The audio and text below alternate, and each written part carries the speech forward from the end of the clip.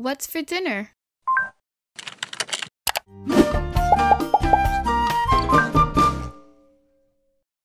Hey everyone, I'm Chef Z and welcome back to my channel, Chef Z Cooks. Today I have a super exciting video and it's a video that you guys have been requesting since day one.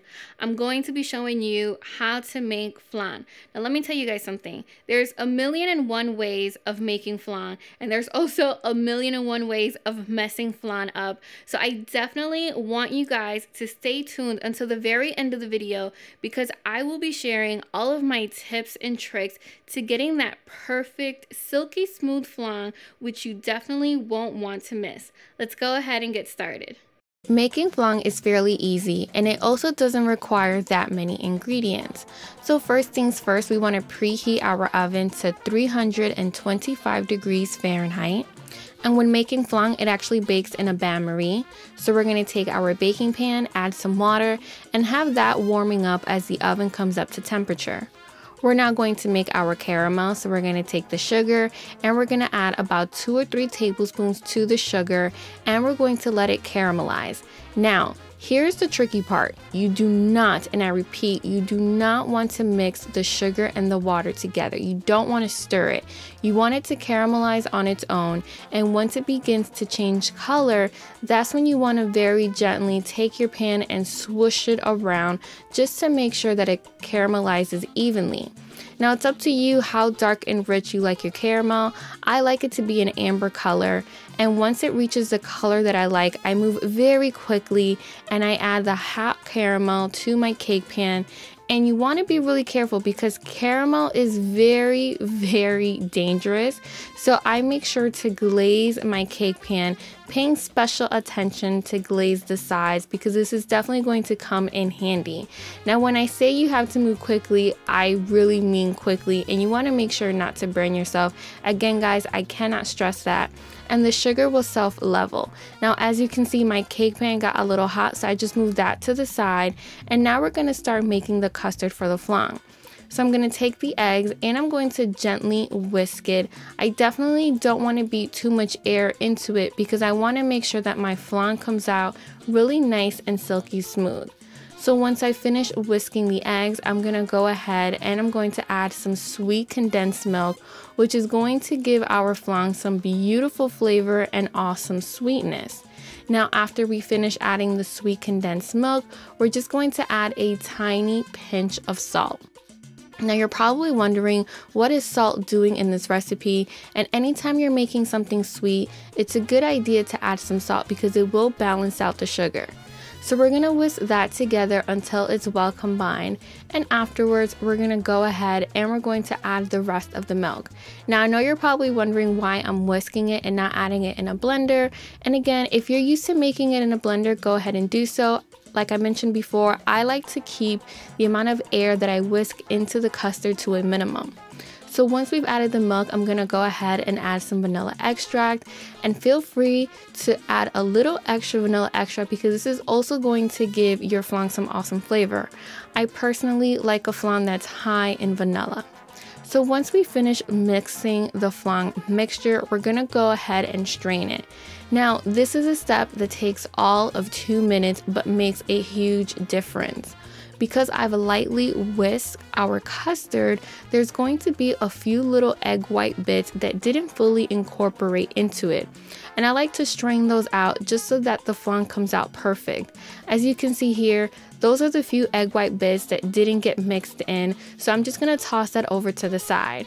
And once we finish making our flan mixture, I'm going to go ahead and add it to my caramelized cake pan. Now, if you hear some cracking sounds, that's totally fine. In fact, that's the caramel cooling really quickly, so don't freak out if you hear it cracking. Now, very carefully, we're going to place it into our bain-marie, which should have already come up to temperature. And now we're going to bake the flan for about 50 minutes. Now, flan is very personal. If you like a very firm flan, feel free to bake it for about 55 minutes. If you like one that's extra jiggly, cook it for 45 minutes.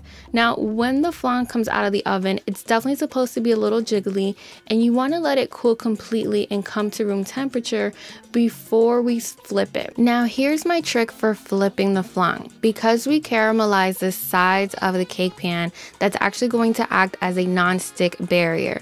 So you want to very gently just move the sides of the cake pan side to side like you see me doing here, because we're going to very gently just release the sides of the flan.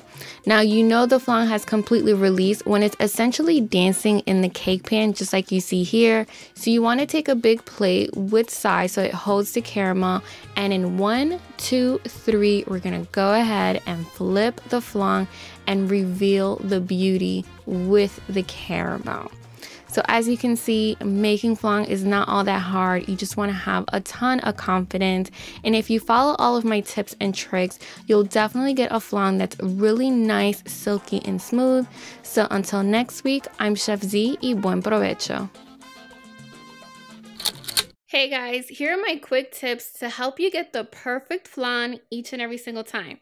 For my first tip, once you make that caramel, make sure that you coat the sides of your cake pan, because that's going to create a non-stick barrier. So when it comes time to flip your flan, it's going to come out seamlessly, and you're going to get a flan that has super smooth sides, so you won't even have to take a knife and run it through the sides to help it wiggle out.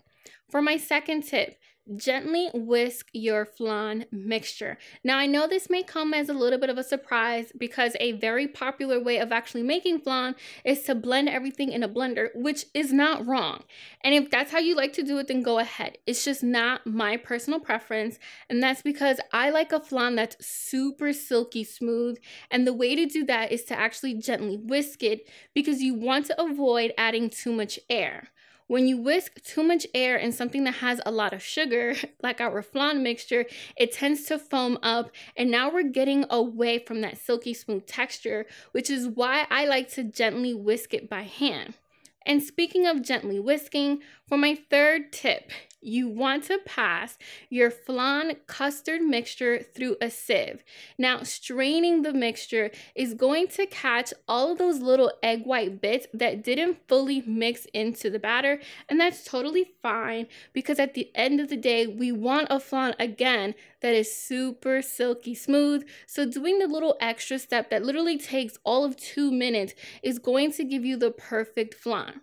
Now, for my last and final tip, do not overcook your flan, and do not cook it at a super high temperature. For my recommendation, I find that cooking your flan at 325 degrees Fahrenheit is perfect, and you want to cook it for at least 45 minutes, but no more than 60 minutes. Now, I know there's a 15-minute gap there, and that comes down to personal preference. If you like a flan that's super silky and a little jiggly, then you want to be closer to that 45-minute range. If you like a flan that's super firm, then you want to cook it closer to that 60-minute range, but no more than 60 minutes, because you definitely don't want your flan to come out too firm. Now, for reference, I like mine not too jiggly, not too firm, just right in the middle, perfect. So I find that for me and my preference, cooking it for 50 minutes gives me the perfect flan. Thank you guys so much for watching today's video. Don't forget to join the Chef Z family and subscribe, and click that bell so that you're notified each and every single time I post an all new video. And if you need some ideas on what to cook next, go ahead and click right here.